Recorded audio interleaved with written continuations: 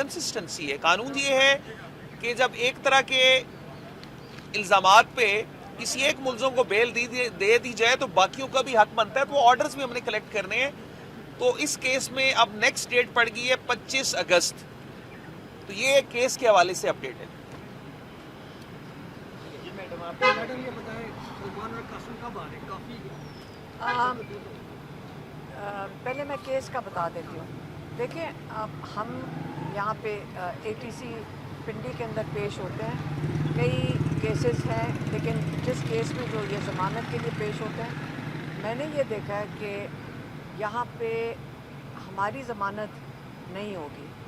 تو پھر اوپر سے کوئی ایک ایسا کیس ہے جس کے اندر پتہ نہیں 302 کا کیس ہے, اس کے اندر اریسٹ وارنٹ بھی نکل آئے ہیں. تو کئی لوگوں نے پوچھا کہ آپ بیل کیوں نہیں لے رہے. میں نے کہا آج اس میں بیل لے لیں گے تو یہ کسی اور کیس کے اندر اریسٹ وارنٹس نکال کے یہ اریسٹ کر لیں گے. تو اس لیے مجھے جب انہوں نے اریسٹ کرنا ہوگا نا, میں آپ کو یقین سے بتا رہی ہوں یہ اریسٹ کر لیں گے. یہ جو طریقہ کار بنایا ہوا ہے ہم بھی تھک گئے ہیں. ہم جب کورٹوں کے اندر چکر لگا رہے ہیں, ہم کبھی ایک کورٹ میں ہیں کبھی لاہور بھاگے جاتے ہیں. تو آپ پہلے ہمارا تو پوچھ لیں کہ جو ناجائز کیسز ہیں سب کو پتہ ناجائز ہیں.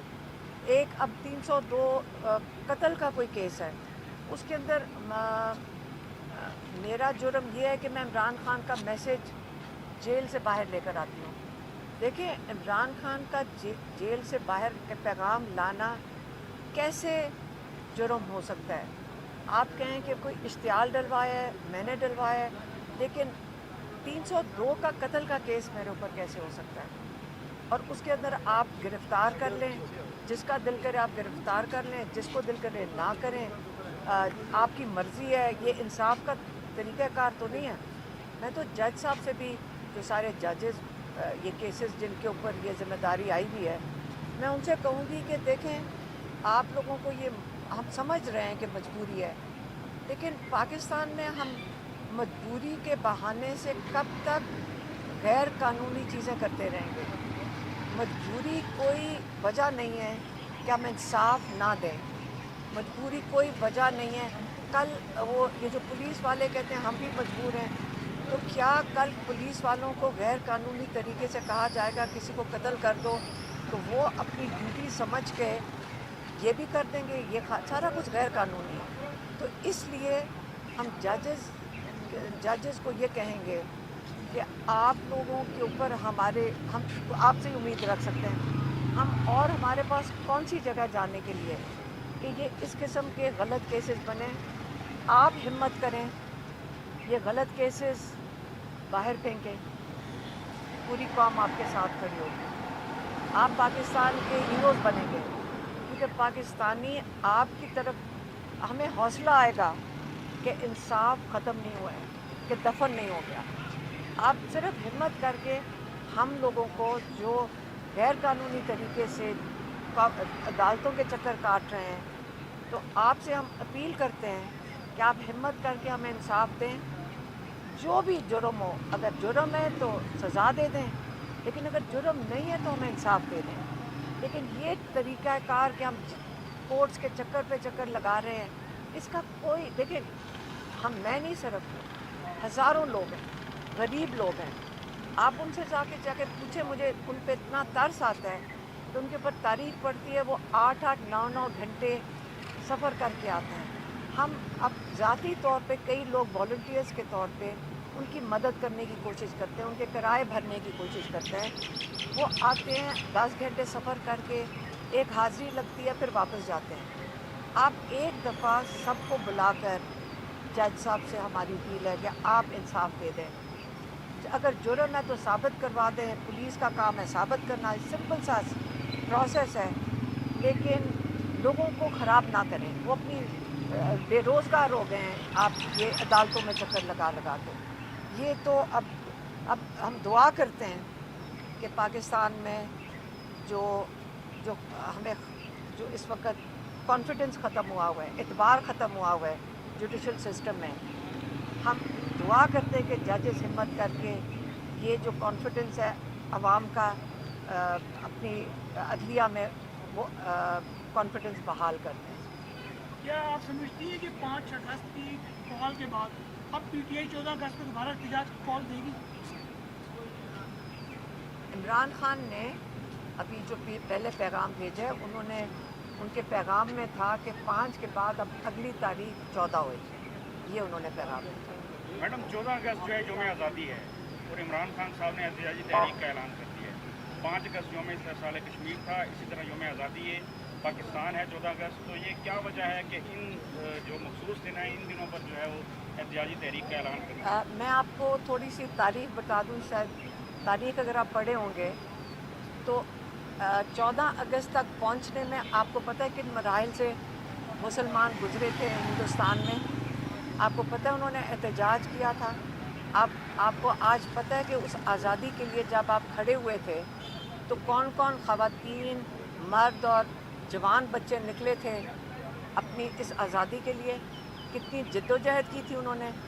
آپ کا خیال ہے کہ آپ کو آزادی ایسے ہی مل گئی تھی کہ ایک دن صبح کو کسی کو خیال آیا کہ آج مسلمانوں کو علیحدہ دیش دے دو یا ایک ان کا علیحدہ ملک بن جائے گا؟ اس کے لیے آپ تاریخ پڑھیں. کتنے 20، 25، 30 سال لوگوں نے کتنی جد و جہد کی تھی اور کتنے لوگوں نے قربانی دی تھی پاکستان بننے کے لیے. 25 لاکھ لوگ انسانی جانیں ضائع ہوئی تھیں. 25 لاکھ لوگوں کی اتنا خون گیا ہے زمین کے اندر. آپ کیا خیال ہے یہ زمین اتنی قیمتی نہیں ہے کہ آپ اس کے لیے کھڑے ہو سکیں؟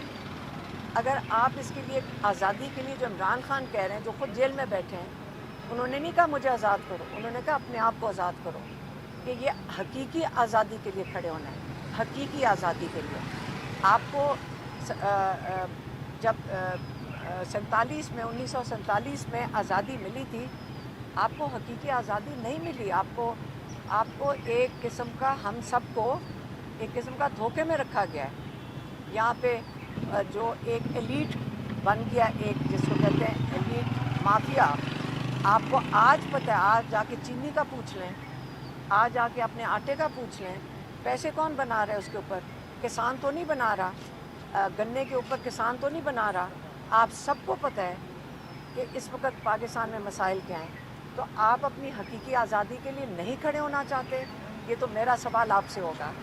اچھا میڈم، یہ بتائیں کہ آپ نے کہا کہ قتل پر مقدمہ کیا ہے، آیا آپ اس میں آج آپ نے اس میں ضمانت کی درخواست دی ہے یا نہیں دی، یا ضمانت کریں گے کہ نہیں؟ میں بتاؤں؟ دیکھیے جی، اس میں میں نے تو ضمانت کے لیے نہیں مانگا.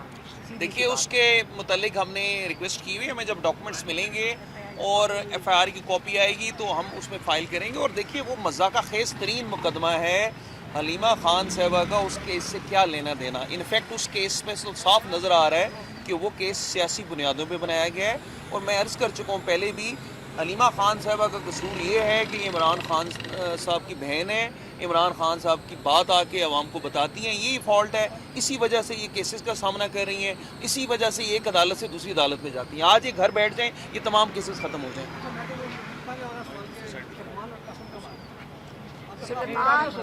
سلیمان اور قاسم کے پاس نائکوپ ہے لیکن ان کے پاس اس کی کارڈ نہیں ہے. تو جب آپ کا کارڈ گم جاتا ہے، آئی ڈی کارڈ گم جاتا ہے، یہ تو نہیں ہوتا کہ آپ پاکستان کے شہری بند ہو جاتے ہو نا. ان کا کارڈ نہیں ہے. ان کو اگر کارڈ کے لیے اپلائی کریں گے، انہوں نے کہا 5 سے 6 مہینے لگ سکتے ہیں. تو انہوں نے اپنے برٹش پاسپورٹ پہ پاکستان ایمبیسی میں ویزے کے لیے اپلائی کر دیا. تو آپ کا خیال ہے کہ جب وہ ان کے بیٹے حسن اور حسین نواز شریف کے، وہ نائکوپ پہ آتے ہیں یا برٹش پاسپورٹ پہ آتے ہیں؟ وہ کسی پہ بھی آ سکتے ہیں، ان کی مرضی ہے. لیکن یہ بچے سلیمان اور قاسم اگر پاکستان آنا چاہتے ہیں، پاکستان حکومت کیسے روک سکتی ہے؟ وہ کہتے ہیں نائکوپ بنانے میں نہیں روک سکتے، لیکن وہ آپ کو کہیں گے کشتی پہ بھیجا یا گھوڑے کے اوپر بھیجا ہے، کسی گدھے گاڑی پہ بھیجا ہے. وہ کارڈز کو 6 سے 8 مہینے بھی لگا سکتے ہیں. وہ انکار نہیں کریں گے، کارڈ ایشو کریں گے، لیکن وہ اسلام آباد بننے آئے ہیں، بہانے کر سکتے ہیں. لیکن ویزا تو ان کو 1 گھنٹے میں مل سکتا ہے. ان کا آج پھر فالو اپ کریں گے ایمبیسی سے، لیکن وہ وہاں پہ بات ہی کرنے کو کوئی تیار نہیں ہے ایمبیسی کے اندر لیکن انشاءاللہ بچے پھر آواز اٹھا لیں گے, پھر اپیل کریں گے کہ ہمیں ویزا دلوا دو. پھر کس کو کہیں گے؟ جن کو ہمارے لوگ مانتے ہیں.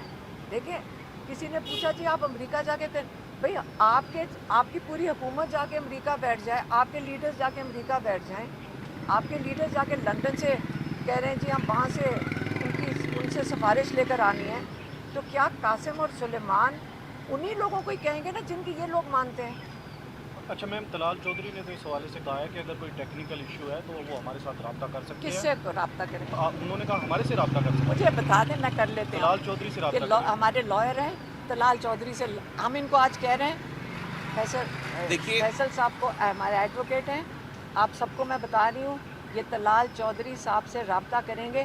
حالانکہ طلال چودھری صاحب کو خود نہیں پتا کہ ٹی وی کے اوپر میں نے دیکھا تھا کہ انہوں نے کہا ہے کہ جو کیا انٹیریئر منسٹری ہے, انہوں نے کہا ہمارا اسے کوئی تعلق نہیں ہے, کیونکہ ایمبیسڈر نے ہمارے جو عزیز ہیں جنہوں نے ان سے بات کی تھی, ایمبیسڈر نے ان کو کہا تھا کہ انٹیریئر منسٹری سے میں اجازت لے رہا ہوں, ٹھیک ہے.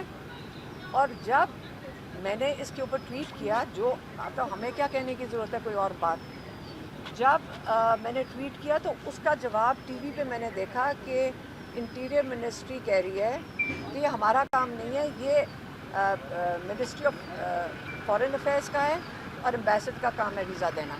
تو جب انٹیریئر منسٹری نے یہ کہہ دیا ہے تو اگر طلال چودھری صاحب سے رابطہ کر کے, ہمارے لائر ان سے رابطہ کریں گے, آپ کے سامنے کھڑے ہیں, ان کو میں کہتی ہوں ان سے رابطہ کریں, ان کو بتا دیں کہ انہوں نے اپلائی کیا ہوا ہے, اس کے ان کو تو وہ بھی ان کا ٹریکنگ نمبر بھی ہے ان کے پاس, یہ ان کو ٹریکنگ نمبر دے دیں گے. اور طلال چودھری صاحب آپ آ کے بتائیں کہ کیا وجہ ہے کہ بچوں کو ویزا نہیں مل رہا, کیا کوئی ڈاکیومنٹ مسنگ ہے, کیا کوئی زیر زبر پیش رہ گیا ہے, بتا دیں کہ کیوں نہیں مل رہا ان کو ویزے.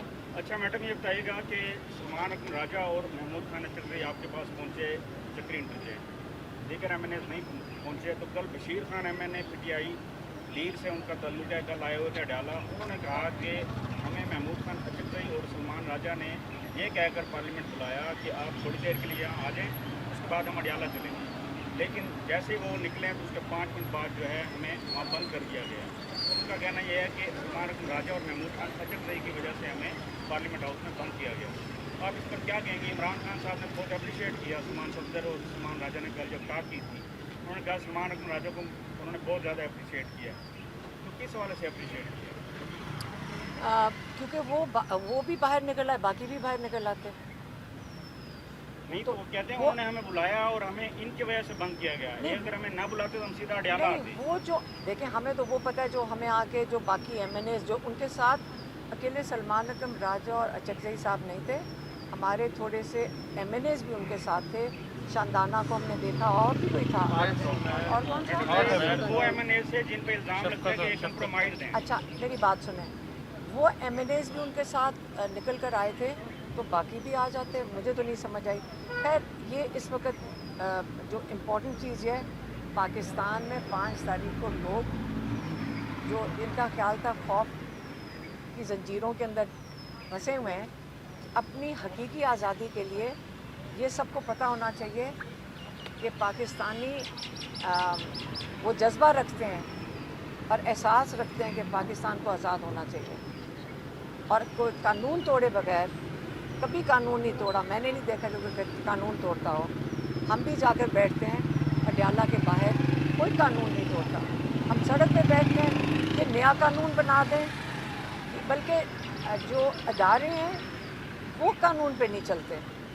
آپ نے دیکھا چکری پہ, آپ بھی موجود تھے, کیا ہوا تھا, ہم چکری پہ سڑک کے اوپر بیٹھے تھے 1.5 بجے سے, میں اور میری بہنیں اور میری بہن کی نواسی اور بیٹی, ہم سارے 1.5 گھنٹے سے ہماری فیملی وہاں پہ چکری پہ بیٹھی تھی. انہوں نے کہا آپ انتظار کریں, ہم آپ کو بتاتے ہیں, جو ہمیشہ یہ کہتے ہیں.